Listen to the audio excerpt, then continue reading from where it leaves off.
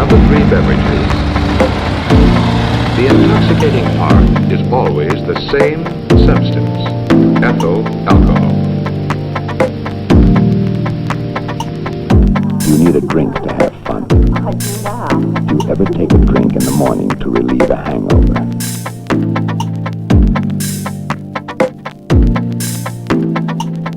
The more alcohol that reaches the liver at one time, the more alcohol goes on to the heart, unchanged. All right, welcome to the Field Alcohologist. Today we are at Societe Brewery in Claremont, Mesa Boulevard, San Diego, and I'm here with my guest. So my name's Doug Constantine, co-founder, CEO of Societe Brewing Company. Excellent.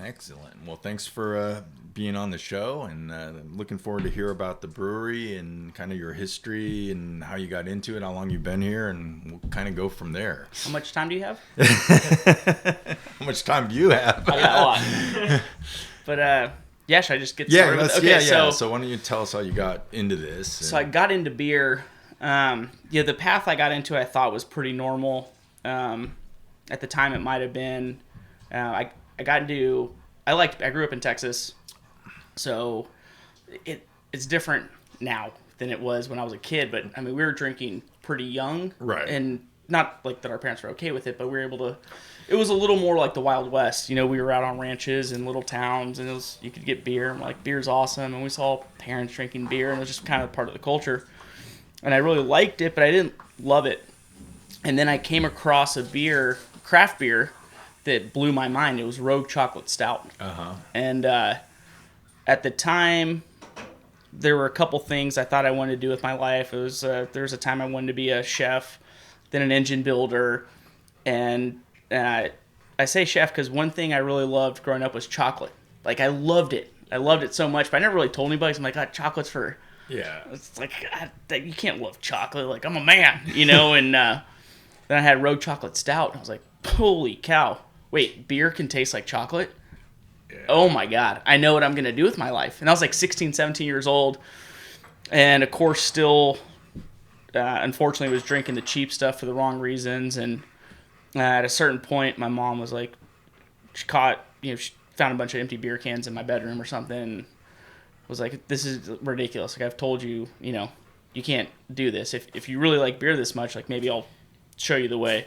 She didn't know beer at all, but she'd pick up a beer every once in a while from, what's the equivalent of like a Whole Foods, but for Houston? Yeah, they had a crazy selection for 20 years ago. And she's like, you can have like an ounce of it, just to taste it. And then I started just reading every single book I could. So like, if I can't drink the beer, at least I can read about it. And just got really into it. And by the time I got to college freshman year, I knew I wanted to start a brewery one day. But I didn't know how I was going to do that. I didn't even realize that was an option. The way I was raised, it's not that how I was raised. I went to private school, K through 12, a lot like Francis Parker in San Diego for the local listeners like that. And it's just kind of like you're a banker, a doctor, or a lawyer. Right. You're going to choose a career path that you make a bunch of money on. You work till you're 65, you retire, you have money, you do the same thing, this. I was like, all right, well, that's what I'm going to do. Owning a restaurant, brewery, or just a brewery was just kind of like not something you did. So I was like, all right, how do I accelerate this? I need to choose a profession where I can make a bunch of money and retire early and have a second career. So majored in finance with the goal of going to Wall Street, make a crap load of money, retire at 45, and then open my own brewery, move out to California or Oregon or Colorado and have that second life. So I was in New York doing investment banking. So I made it to Wall Street and was doing well, and I really enjoyed it. And a couple things happened all at the same time. So with investment banking, let me back up. Let me go back to college. So freshman year, I knew I wanted to start a brewery. I was really into beer. Right. So, to me, the natural path was, if I love this so much, I love it so much, what can I do to learn more about it? Oh, I should learn how to make it. Right. Why would I just sit there and drink it? If I make it, I'm taking one step more. So, homebrewed, going into sophomore year. All right. My mom bought me my first homebrew kit. It was a, I don't know if I can say the name, but it was one of those little plastic jugs, the little brown jugs at Bed Bath & Beyond. It was like back to school shopping. So, and then it was just like off to the races. Just totally obsessed. I went to University of Arizona, Tucson. They had a really cool bottle shop. And I was able to explore. It was, for the time, again, they had 700 individual bottles to build your own six-packs. And in 2003, that was pretty rare. Right. That's when I got really exposed to West Coast style beers. So a lot of Stone stuff, Lagunitas, Green Flash, Ballast Point, Sierra Nevada, Colorado stuff, Avery specifically. So it was just like a snowball effect. And so I'm in New York looking at going to business schools, doing stuff like that. Investment banking, you work 7 days a week. I had an internship offer from Six Point, which is now big, but at the time it was a small piece together brewery. I couldn't take it. And I promised myself at that point I'd never let an opportunity like that pass me up again. This is what I want to do. If I could have worked 1 day a week as an intern at a brewery, I would have taken it. During that time, my mentor in New York, he was writing me a letter of recommendation for business school. He's like, what are you going to do after business school? Are you going to come back to this firm? Or are you going to this? And I was like, well, Mike, I mean, here's my plan. I kind of laid it out to him, and he was like, look, Doug, I'm 39, happily married, 3 kids. I've got a house. I've got a ski condo. This. He's like, you think my wife's going to let me retire in 6 years and start over? Yeah. He's like, do it now. And I was like, good advice. Sweet. So there was all these things that lined up to where I was like, this is happening now. Like every day I'm not in professional brewing. Somebody else is, and they're getting better at it than I am. Right. And there's always that person that's younger than you, that's better than you, smarter than you, harder working than you. And the more you do something over and over again, you're either pigeonholing yourself, and you just kind of, you're not able to like put fresh eyes on something. Right. So I said, I got to do this now. If I want to be successful in this and I want it to be my life, I got to do it now. So built a plan, moved out to San Diego, worked at a couple of breweries, and then met my former business partner up at the brewery in Orange County. And he was my mentor, best friend, business partner. And after a little while, we're like, let's start our own brewery, which is Society. So he's not from San Diego. I'm not from San Diego. I came to San Diego when I was looking at different places to move to for this reason. So when I was in New York City, there were 3 breweries in New York. Right. And it's really expensive to live there. It's really expensive to live in San Diego. New York City will make you think San Diego is affordable. Right. So I was like, all right, well, at the time there were 30 production breweries in San Diego, or 30 breweries in San Diego. There was something like 50 in Portland. There was a good amount in Denver, but it didn't have the same. They're kind of spread out between Fort Collins, New Belgium, and Avery and Boulder. Great Divide in Denver. And the way I saw it was I want to start a production facility one day.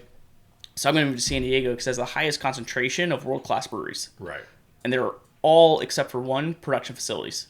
That one exception being Pete'sport. Right. So you had Pete'sport, Carl Strauss, AleSmith, Stone, Ballast Point, Green Flash. I'm sure I'm forgetting somebody. Did you say Carl? I said Carl. Yeah. I mean, that's crazy. Right. That's crazy. And all but one are production facilities. Right. And even at the time, Pete'sport had Port Lost Abbey. Right. So there's my excuse. It's like, right. This is the hub of world-class, not only brewing, but production brewing. Right. Like, this is the Holy Land, Mecca. This is everything for me. Right. So it was an easy decision. Right. So that's what brought me out here. Well, very cool. Sorry. No, that's all right. Not bad. That's all right. So for the folks that might not know, can you talk about the difference between production brewing and just like why Pete'sport wasn't a production brew? Yeah. So the separation is really brew pub and microbrewery, or as we call it, production. One is a brewery restaurant, which is a brew pub. So you've got the brewery on site with a food, like a permanent food thing, and that's a big part of the business. I've never, as much as I love eating food and exploring, as we were talking about before this, I've never really had any interest in that. Production brewing, microbreweries are manufacturing facilities, basically. Right. A lot of places now might have tasting rooms with a food component to it. Right. But originally, generally, I believe that the business has been and should be wholesale manufacturing first and foremost, and that's what I love.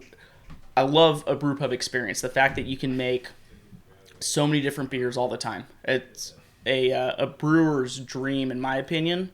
But from a higher level, the dream to me is how much of one beer or 5 beers can I make that taste the same every single time. Right. And I think that's like the holy grail from a technological challenge. That is the best. And the fact that we can sell beer to a bunch of people and not just one place. So we open Society with the idea that we want to rely on production brewing and wholesale brewing and not a tasting room experience. And I don't know retail. Right. I think that is a really tough game. And from day one, we hired somebody to run our front of house. So that's the difference between production and brew pub. There's no right or wrong. Right. It's a personal preference. Yeah. All right. So when did you guys actually start here? What year was? So we opened May 2012. Okay. But we started forming the plan in October 2010. Okay. And that was a lot of it. So when I left investment banking, people were like, what are you going to do? I was like, oh, I'm going to be a brewer. They're like, what do you mean brewer? I'm like, like craft beer, microbrew. And they're like, oh, yeah, micro beer. Yeah, I went to a place in Indianapolis. I was at a convention. They had one there. That good for you, sport. Go get them, and like roll their eyes. And I'm like, damn, like this is crazy. Like, this is such a huge world for me, and most people don't know it. Yeah.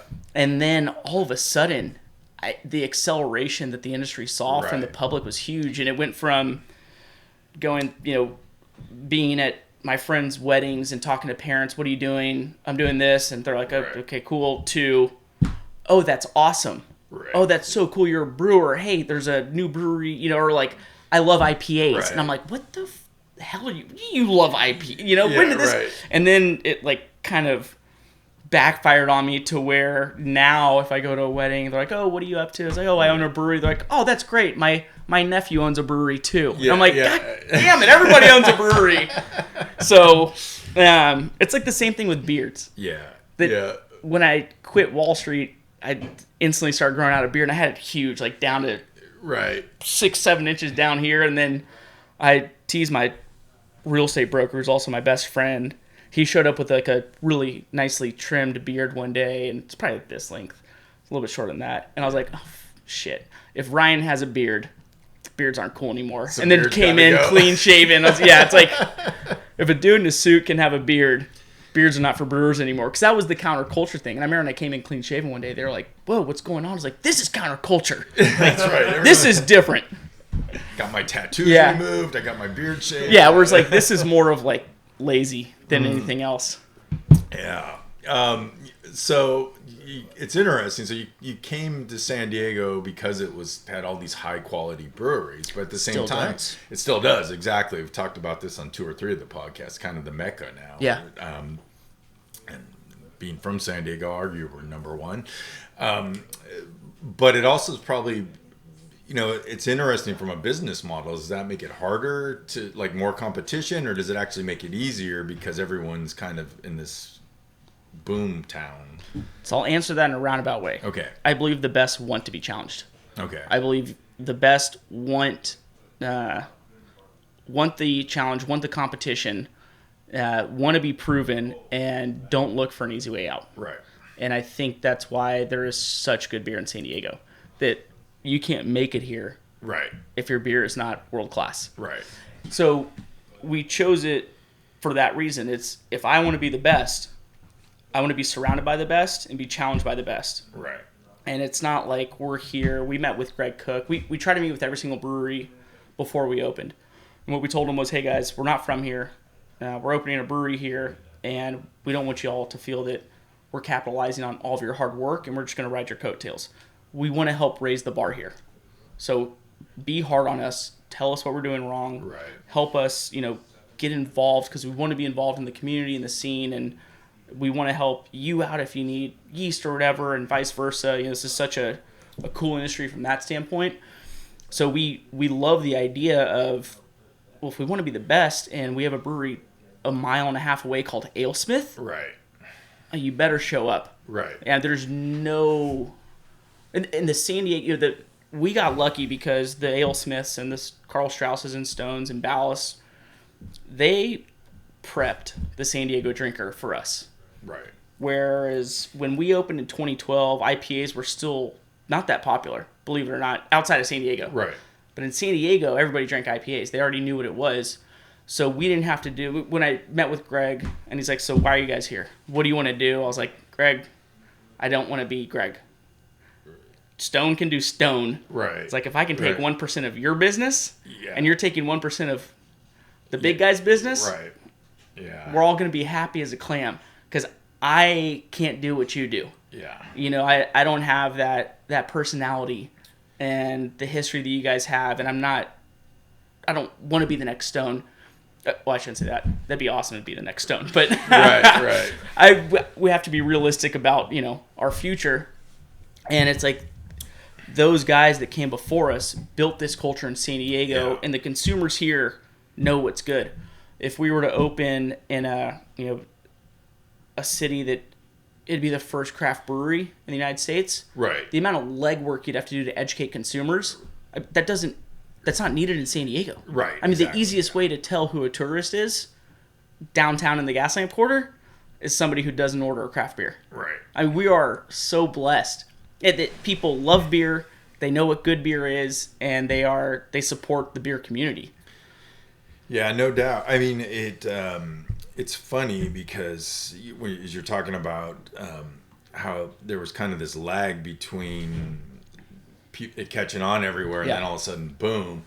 I've done some work with the alcohol industry, you know, some of the big ones, and they kind of knew it was coming, but they didn't ever really, and then it was like we're behind the 8 ball. Yep. So it is interesting how this, and I think it's here to stay, right? I don't see this is not going anywhere. I don't know of any time in modern history where there's flavor regression. Right. So I think what we're Good more term. realizing, I think what we're more realizing, and it was kind of a shock to me because I only drink craft beer, and I know that term craft is, you guys know what I'm talking about, right? Right. I like to drink these types of beers, and I guess what I didn't realize is how many people drink these types of beers and also have no problem drinking a Bud Light Right. or any other macro light lager. Nothing Right. against Bud Light, nothing Right. against the big guys. I mean, they're a lot of the reason why we're here for many different reasons. But I think it's just kind of like the normalizing of like maybe the consumer who's here tonight at Society, who's going to have 2 IPAs, is going to be grilling outside on Saturday and is drinking the industrial light lager. Right. And that's okay. Right. They don't have to be IPA drinkers every single day. Right. I do not see the market share shrinking. Right. And you said you did work with the alcohol industry. I remember 2012, Carlos Brito. Yeah, Brito? InBev. Yeah, AB InBev. There was an article with him in the Wall Street Journal when I was still reading it, and they said, are you concerned about the craft beer industry? Do you have any plans for it? He's like, no, I'm not worried. Yeah. They're like, why not? He goes, I'm just going to buy them all. Yeah. He knew, like Yeah. you said, these guys knew it was coming. They Yeah. knew what they were. When it comes to business, you go up against guys like that, they're the best of the best. Yeah. Of the best of the best. Yeah. These are Harvard Business School, Stanford, Wharton, Chicago. Right. I mean, how foolish is it for an engineer to open a brewery to think he or she, they are smarter Right. than the dudes that are as passionate about business as we are about beer. Right. So I think that's foolish. So we just have to accept that we're in this together, Right. and there should never be bashing on the big guys. Right. Ever. Because at the end of the day, it's just beer. Yeah. And you know what fires me up? When people drink beer. Yeah. Yeah. I love when they're drinking craft beer, but I'm just happy when they're drinking beer. Yeah. And I've always been happy when they're drinking beer, because what got me into beer is the flavor of beer. Yeah. That's why we don't have certain styles that could be deemed a fad or anything like that. I love the flavor of beer, and what got me into the flavor of beer it's the big guys. Right. Right. And then I have a business background. Right. I mean, the books I read, I don't read fiction. I read books from Jim Collins. Right. Business people. Southwest Airlines is my favorite company of all time. Like, Right. Yeah. I think American business is the most fascinating thing in the whole entire world. I just feel lucky that my product is something I love and is really easy to get passionate about. Right. I'm not selling refrigerators. Right. So it's like, this is the best of both worlds. I think business Right. is a intellectual sport, and it's fun. It's so much fun, and I idolize those guys. Yeah. Well, it's great because you have the passion on both sides. I mean, that's rare where you actually love what you're selling and developing in that, and then you like the business side of it as well. That's awesome. It's funny in the distilling side of things. I've talked to people and they go into it often just with the goal of getting bought out, and so they're not necessarily passionate about being a distiller. It's this: we're going to develop a commodity that a big business is going to want to buy out when we hit a certain number of units. It's like a tech company. Right. You're burning money. You're doing different series of fundings every year. You're basically getting to a certain level to where somebody comes in and acquires you. Yeah, that might happen to craft beer. I mean, spirits have been around. I don't want to say craft spirits or anything like that, but in big business, there's acquisitions every single year. And like what we've seen with Ballast Point, everyone's so shocked about it. I'm like, businesses change hands all the time. Right. Like, a company just doesn't sell once and then they're forever part of somebody else. Right. There's sometimes where companies buy themselves out with a bunch of debt, knowing they're going to sell off a bunch of their own companies. Right. To finance that. It's like, but you think about it like a car, or we were talking about watches earlier. I mean, I have a friend who makes some money buying and selling cars because he'll buy a car on the cheap. The day he buys it, he puts it up for sale. And it could be like an M5 or something. Drives around for 3 months till it sells. Right. Yeah. Could make a couple $1,000. It's like, but now take that and put it into like multiple, billions of dollars business where this is a science with an art tied to it. It's fascinating. Yeah. No but doubt. Building to sell, me personally, I think it's bullshit. Yeah. Yeah. No, it seems like, I mean, your passion for actually the brewing, you strike me as the guys, if you got bought out, you'd be starting a new one right away because you like. There's the whole non-compete thing, which is why we turned down 3 offers. If you could. But, and I'm young. I mean, yeah, right. We've had some offers, we've turned them down, and the whole thing was like, I don't know what else I want to do with my life. Right. There was another interview, and I think I told you about this one, that, and for those of you not watching, I'm pointing to one of my coworkers here, Jake, that there was a question that was asked. I said, what's your definition of success? And it took me a second because I said when I was 26 and started this place, my definition of success was Tommy Arthur, Garrett Oliver, tasting my beer and telling me it was awesome. I mean, oh my God, I made it. Now, all I want to do is build the greatest company I can. Right. And make great beer. I mean, it's so simple. And if I can make Jake happy and Jovan happy and Mark happy and have a great place to work with an incredible product, I mean, I wake up, I click my heels, I'm happy to go into work every day. That's awesome. Yeah. And I want that for everybody else. Yeah. So let's talk about the beer a little bit. Beer. Yeah. So what's your favorite thing to make right now? And what do you see your kind of forte in the local scene or in the bigger scene actually? I mean, I'm a 4 out of 5 times I'm not drinking an IPA, but IPAs, I think if you can nail them and make them drinkable, which is what we shoot for with everything here, is I want to have another one. Right. Alcohol aside and side effects aside, if you can make it to where you want to have something else, great. And with a 7.5% IPA, that's really difficult. Right. So it could be difficult to nail certain flavors with other styles, but to make a beer that you want to have more of, I think for me is the holy grail. So having a beer like the Pupil, which is our flagship, it's a little over 50% of our sales. That's a lot of fun because people are ravenous about it, and they have been for 8 years. Right. That's right. so cool. So that's a lot of fun to make. The predominant hop comes from New Zealand. So our director of brewing operations and I go out to New Zealand every year for hop selection. So that's fun. Right. From a business standpoint, then I look at, where are our best margins, and I try and, package that up and shove it deep down because those beers are actually better for our bank. Right. But then there's beers that I prefer, like what you're drinking, the Harlot.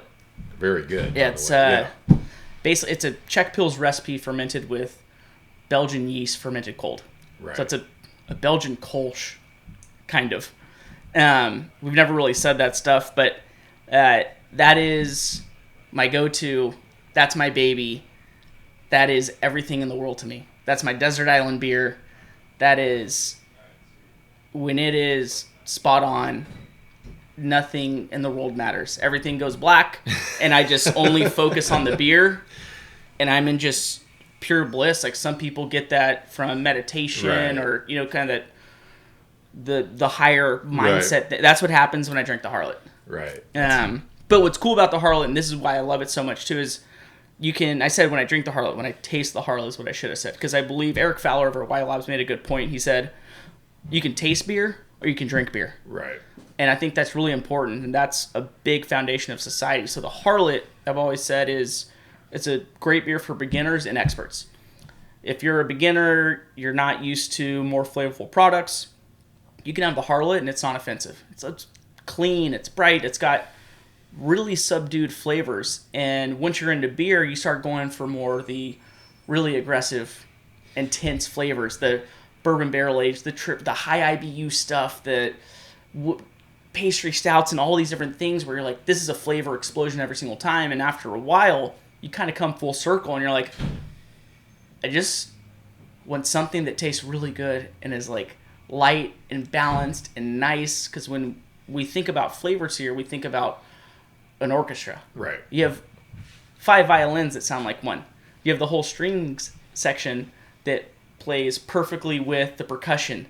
And it's this beautiful symphony, this beautiful harmony that's achieved through balance. And I think the Harlot exemplifies that out of all of our beers. I think the Pupil gets that on the IPA side. As far as I know, we were in the first group of people that were doing lower IBU IPAs, which is why we've never published our IBUs, because IBUs have nothing to do with hoppiness Right. and everything to do with bitterness. That's like getting a blood test. Measuring IBUs, if they're measured, that's a snapshot of the IBUs at that time. Hoppiness is totally different. So why not match IBUs to residual sugars or everything else that's going on in the beer as opposed to the original gravity or the alcohol? Right. So to achieve balance in that is also wonderful. And we have a bunch of IPAs on because IPAs are not just throwing in 5 different hops. It's like, I don't like overspicing something, right? If a little is good, more is better. Not for me. Right.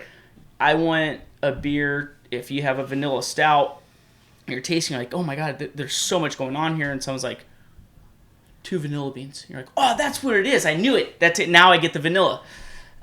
Whereas there could be another beer that somebody brings up to their nose and they go, oh man, there's so much vanilla in here. I bring it up to my nose and I go, oh God, there's so much vanilla in here. Right. That doesn't mean it shouldn't be findable, but there needs to be this balance throughout everything. And that's not just flavors, but also drinking experience. And for example, the Pupil, you get this great pungent tropical mango guava in the nose, and then it's a soft mouthfeel, and it's super dry and it's gone. Yep. Totally gone. Whereas its quote-unquote sister beer, the Apprentice, is less pungent in the nose and really aggressive after you swallow. It's super bitter, like assertive bitterness. And that's part of the drinking experience. So it's not just the hops. So an IPA is an overspiced beer, which I don't like overspicing something. But I love curry. I love barbecue rubs. And those are basically overspiced things. But they can be done in a calculated and thoughtful way to where you're not just throwing in the kitchen sink and I'll just do a teaspoon of this, teaspoon of that. It's like, let's actually make this blend work well and balance it out. Like, if you cook, sometimes you need to add some sugar for a little bit of balance. It's all these different things, and wine and everything like that. It's like acid. Yeah. Oh my God, balancing acid is so important. So that's what we look for in beer. I think that's more the fun part about beer than making a certain brand, is achieving a end product that meets those things. Right. So as you're developing a new beer, how long is kind of how many iterations do you usually go through before you get it to where you're like, this is it, we got it? First try. First no. try. No. It's like, wow, man, all right. No, I always say it's like writing a recipe for a few dish. Times and then going into it what it's going to taste like the first time. You're going to get pretty darn close, and then after that you can start modifying it. Right. But the second you have it dialed in, I mean, beer's made from an agricultural product that varies year to year. You get thrown with new ingredients from a new harvest, you're going to have to adjust again. Yeah. And that's what makes beer pretty fun. Yeah. And making beer pretty fun is trying to achieve, the making that again with a new year's harvest. What's replicability? You're the academic here. Yeah. Can you replicate it each year? Yes. Do it again. So we just got to get close, and I believe that ends justify the means. Yeah. Sorry, means justify the ends. So as long as you're trying to make it better every single time and trying to match those flavors, you're good. But we can get pretty close if it's ingredients we're familiar with. We can get pretty close the first time. If we're not dealing with variability from different hop lots and years of grain and years of hops and water and temperature, the glycol goes down, all these different things, and yeast generations, in a vacuum, pretty damn close the first time. Right. But we don't operate in a vacuum. Give it 2 to 3 times before we're like, nailed it. Right. And that's not me. By we, I mean the production team. Right. And then in any given time, how many different styles of beer do you have going? Technically, 3. 3. Okay. So I like to say we make a hoppy beer. Well, okay, 4 with the lagers. We make a hoppy beer, a Belgian beer, a lager, and a stout. And they're all kind of variations of those. But from a competition style standpoint, we do about 20 different styles a year. Okay. Yeah. But 3 of those beers make up 75% of our volume. Right. Okay. So we're blessed with that natural, like 70-30, 80-20 sales rule. Yeah. 75% of our beer it takes 20% of our effort and is responsible for 80% of our income. Not a good formula. Full luck. Yep. Not planned. Yeah. Full luck. And do you have, is this your only facility, or are you actually going to expand ever, or do you think you're kind of good I think size we can quintuple in here. I mean, we have to add more tanks and but trick out some stuff. Space. Yeah, physical space. We're in 16,000 square feet. It's the only place we've ever had. We've toyed around with the idea of satellite tasting rooms. We've gotten close about 4 times over the past 8 years. I think the first one was probably in 2014. And then there's been some, generally 99 out of 100 times we say no. Yeah. But we always kind of get right before the contract stage, and then we're like, I don't like how this feels. Yeah. So that would be our second location, would be a retail establishment, but we've got a lot of runway here. Right. And then on the retail side, are your beers available in California, nationally? Where do So now we are in San Diego and Orange County. Okay. All right. As of 2 weeks ago. Very good. Before that, we were 99.9% San Diego, draft only. We started canning for the public for distribution, released a month ago, February 3rd. Okay. We had done some canning runs before that for fun that we released only in the taste room, and proof of concept was there. We knew people wanted our beer in cans. And now we're kind of the mindset of like, let's be the size people think we are. And they want our beer. I mean, I know this is gonna sound arrogant, but people like us in San Diego. Yeah. And we make really good beer, so it's like, why not give it to them? Yeah. So we're there now, and we have a really good wholesale distribution partner. Our packaging line is state of the art for our size. So it's we just hired a full-time lab person. Everything is on track to continue to for the locals in San Diego, Orange County. We want to do some stuff in the rest of Southern California, but we got to focus on our core first and focus on what not what matters, because everything matters. I mean, I'd love to sell beer everywhere, but the stuff that's generating us money. Sorry, my dog's eating something. That's all right. Piece of tape. Yep. So for now it's San Diego and Orange County, and we have a beer finder on our website. It's on the landing page, and it's also under amalgamate, which means come together. Right. Well, very good. And then I guess my last question. I know you're pressed for time. No, here. it's okay. Thank you, though. Is 5 years from now, where do you see this whole enterprise? World domination. All right. Every morning I wake Super up Bowl and that's what I think about. Yeah. I have one goal, and that's to make great beer, have fun, work hard. That's it. I want everyone here to kind of follow that too. Yeah. That's it. So, I don't really focus on size. It's just make great beer and have fun while we're doing it. I love working hard, and I think if people work hard or they have fun, they end up working hard. Yeah. And we're in a business where we have to sell to customers. I really want to focus on customer service. Customers are important, and they're really important to us. And I mean, if I can achieve those 4 things, nothing else matters. Awesome. Okay, I lied. One last question. Yeah. Anything you haven't made yet that you want to make? Beers. Bavarian Hef. Okay. I think one of the most beautiful beers of all time. When done right, beautiful. 5% alcohol. It's got an incredibly interesting aroma, flavor profile. It's something that it doesn't get old if you're drinking a lot of it, and you can drink a lot of it because the ABV's there. Right. And by a lot, I mean responsibly, of course. But I mean the Germans and the Czechs, they got it right with some of these beers because they drink a lot of these beers, and there are some beers out there that you can only have 4 ounces of. Right. And I didn't get into beer to sip on 4 ounces. Right. Be drinking Sometimes, whiskey. yeah. Right. That's like a glass of wine for me, but whiskey, okay, I'll try that tonight.